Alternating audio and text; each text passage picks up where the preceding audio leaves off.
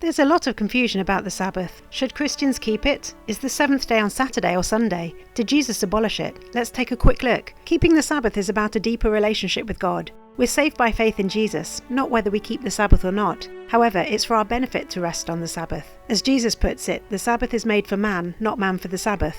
At creation, God blessed the seventh day and made it holy, because he rested from his work of creating. This means the seventh day was set apart from the very beginning.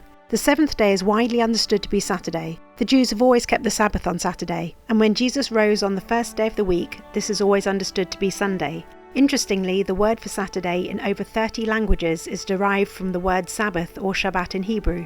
The Sabbath starts at sundown on Friday and ends sundown on Saturday. This Hebrew understanding of the day starting at sundown is from the creation account, with each day being described as evening then morning. This is confirmed in God's instructions for his feast days or appointed times, and for rules about clean and unclean.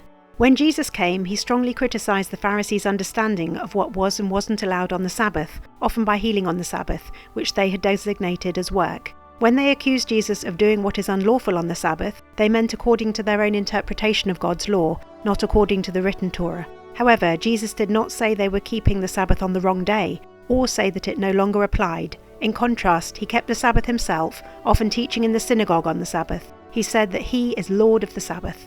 Jesus affirmed keeping the 10 Commandments, and most Christians would agree that these should be kept. It doesn't make sense that we should keep 9 of them and ignore the 4th one, which says to remember the Sabbath day by keeping it holy. The apostles still went to synagogue on the Sabbath. There is no indication in the New Testament that Sunday should be kept as the day of rest. One time when Paul met with other believers on the first day of the week to share a meal, it says he talked until midnight because he planned to leave the next day.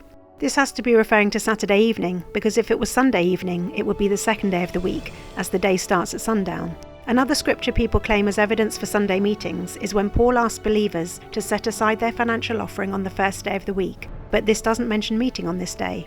However, believers did eventually start meeting on Sunday, as persecution of Jews increased, and believers wanted to distance themselves from Judaism and Sabbath observance to avoid persecution. This was formalized when Roman Emperor Constantine issued a decree in 321 AD that Sunday, not Saturday, is the day of rest. This was to align with their previous worship of the sun god on Sunday, as they converted from paganism. The Catholic Church reinforced that decree in various church councils, and in the Catholic Catechism it states that it is responsible for changing the Sabbath from Saturday to Sunday.